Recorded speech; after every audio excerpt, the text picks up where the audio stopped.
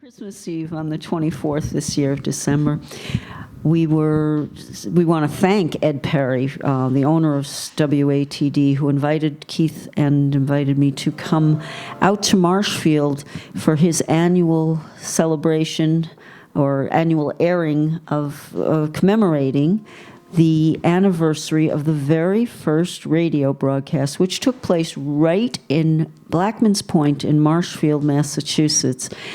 And it's quite an honor to be included. Ed Perry talks about it each year on the radio, and at the 100th anniversary, they asked us to write a song about Reginald Fessenden. He was really an unsung hero.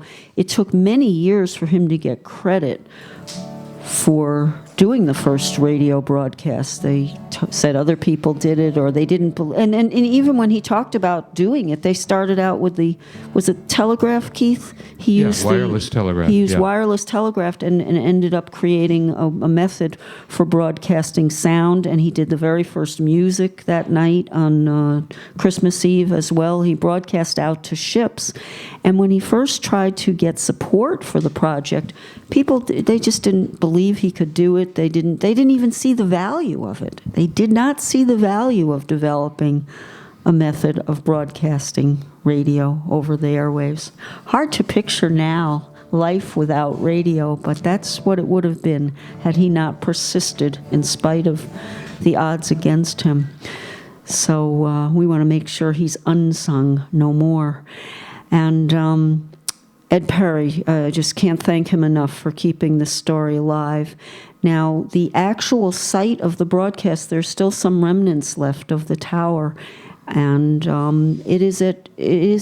been designated historical landmark. At a certain level, there's a plaque there, and I don't know all the details, but we will learn more because in a week or two, we're going to have a special about Fessenden, and one of the reasons we're doing it is just to bring more attention to his story, but also the site where they broadcast from is in the process of being sold, and there is a risk. We're pretty sure that the landmark itself cannot be taken away, that the remnants of the tower, because it already has a historical plaque on it, but access to it is essential for the public to be able to continue to go there and experience the feeling. When you look out over the water and imagine that ship at sea and sending for the very first time voice and music out over the airwaves, it's quite impressive. So Ed Perry will be working on that, and he will join us that evening. He'll talk about what's happening at that point, what we can do to help to preserve this important landmark, and we will celebrate Reginald Fessenden. And tonight we'll celebrate with his story and the song that I wrote the lyrics and Keith wrote the music, first radio song.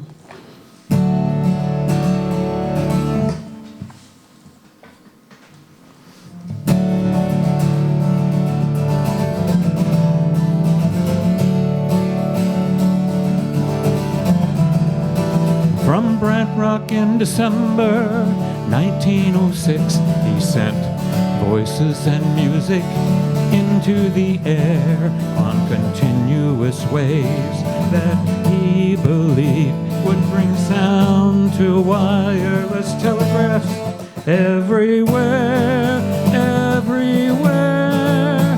You were the first to believe it, first to achieve it. Your celebration, 100 years overdue. Unsung radio hero, Reginald Fessenden. Our songs fill the airways for you. Voices traveled out to ships like ripples across the seas. He had been right all along, where only tapping sounds had ever been heard. Now they were playing the very first radio song, first radio song. You were the first to believe it, first to achieve it, your celebration 100 years overdue. Unsung radio hero Reginald Fessenden, our songs fill the airways for you.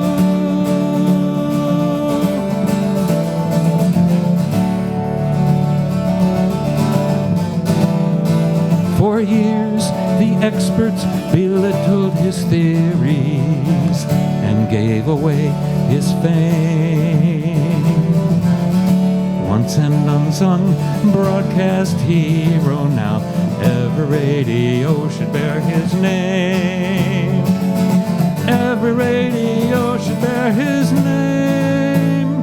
You were the first to believe it, first to achieve it, your celebration 100 years overdue.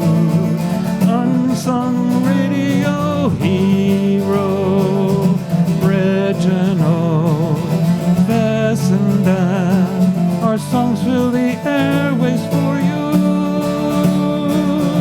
Now at last, Reginald, our songs fill the airways for you.